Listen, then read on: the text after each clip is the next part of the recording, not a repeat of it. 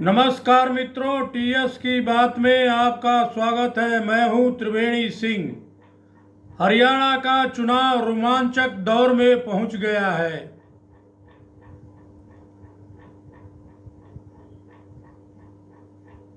अभी तक लोकसभा चुनाव का अब तक लोकसभा चुनाव का विश्लेषण करते हैं तो पाया जाता है कि कांग्रेस 42 सेगमेंट में आगे थी तथा भाजपा 44 सेगमेंट में आगे थी। लोकसभा चुनाव और विधानसभा चुनाव में अंतर भी होता है। लोकसभा चुनाव के दौरान विपक्ष का झूठा प्रचार था कि मोदी चुनाव जीते तो चुनाव जीतने के बाद संविधान बदल देंगे, ओबीसी एससी का रिजर्वेशन खत्म कर देंगे। इससे भाजपा को नुकसान हुआ, चुनाव में शिकस्त मिली। हरियाणा में 5-5 सीटों पर बराबरी का मुकाबला रहा। 5 सीटें कांग्रेस जीती, 5 सीटें भाजपा जीती। लोकसभा चुनाव के परिणाम के अनुसार लगता था कि कांग्रेस विधानसभा का चुनाव आसानी से जीत जाएगी, लेकिन जमीनी हकीकत उस तरह की नहीं है। खट्टर से लोगों की नाराजगी थी, उन्हें सीएम पद से हटा दिया गया तथा नायब सिंह सैनी को सीएम बना दिया गया। इससे भाजपा सत्ता विरोधी रुझान को कम करने में सफल तो हुई, पर पूरी तरह से नहीं। हरियाणा में जाट समुदाय का दबदबा है, जिसका नेतृत्व कांग्रेस के भूतपूर्व मुख्यमंत्री भूपेंद्र सिंह हुड्डा करते हैं।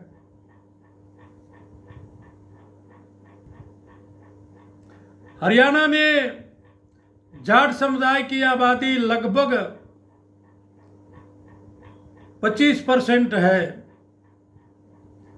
एससी कैटेगरी की आबादी 21 और 22% के बीच में है। ओबीसी आबादी की संख्या सबसे अधिक है। राजपूत, ब्राह्मण की उपस्थिति भी निर्णायक है। Bhajpa OBC, scheduled caste, Rajput, ब्राह्मण तथा पंजाबी वोटरों पर फोकस कर रही है तथा जाट वोटरों में भी सेधमारी कर रही है, क्योंकि चौधरी देवीलाल की पुत्रवधू कांग्रेस छोड़कर भाजपा ज्वाइन कर ली है और उनको राज्यसभा में भेजा गया है। उनकी पुत्री भाजपा के टिकट पर चुनाव लड़ रही है। तो जो बंसीलाल के फॉलोअर हैं, उनमें ज्यादा से ज्यादा भाजपा को समर्थन दे रहे हैं।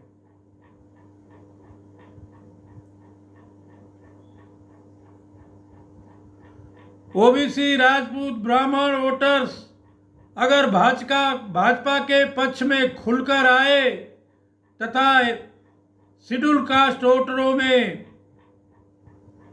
भाजपा सेधमारी करने में सफल हो जाती है तो चुनावी रण जीतने में कामयाब हो सकती है। दूसरी तरफ कांग्रेस को जाट वोट एक मुश्त जा रहा है। ओबीसी एससी वोटरों में कांग्रेस भी फोकस कर रही है। कुमारी शैलजा की नाराजगी कांग्रेस को कितना नुकसान पहुंचाती है, इसी पर कांग्रेस की हार और जीत तय होगी। प्राइम मिनिस्टर मोदी, रक्षा मंत्री राजनाथ सिंह, गृह मंत्री अमित शाह और नितिन गडकरी, उत्तर प्रदेश के मुख्यमंत्री योगी आदित्यनाथ की सभाएं हरियाणा में चुनावी हवा कितना बदल पाती हैं, यह चुनाव परिणाम आने पर मालूम होगा। लेकिन इतना तय है कि जो चुनावी हवा है वह ग्राउंड पर, जमीनी स्तर पर भाजपा के पक्ष में बनना शुरू हो गया है। एक समय ऐसा था जब चुनाव का नामांकन हुआ तो सारे जिनका टिकट काटा गया वो बागी हो गए थे, तो ऐसा लग रहा था कि भाजपा चुनाव बुरी तरह से हार जाएगी। लेकिन अब स्थिति धीरे धीरे भाजपा के पक्ष में बदल रही है।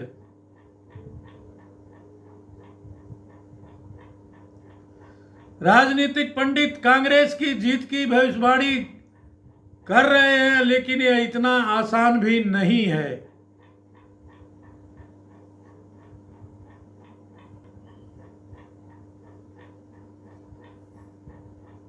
हरियाणा में विधानसभा का जो चुनावी रण है भाजपा और कांग्रेस के बीच में रोमांचक मुकाबले में पहुंच गया है। आज के तारीख में बेशक कोई कह दे कि कांग्रेस का पलड़ा भारी है, लेकिन निश्चित रूप से कोई प्रेडिक्ट नहीं कर सकता है कि भाजपा जीतेगी कि कांग्रेस जीतेगी, क्योंकि भाजपा धीरे धीरे अपने चुनावी रण को जीत की तरफ मोड़ दिया है, तो दूसरी तरफ कांग्रेस भी अपनी पूरी ताकत झोंके हुए है। इसलिए हरियाणा का जो चुनावी रण रोमांचक मुकाबले में पहुंच गया है।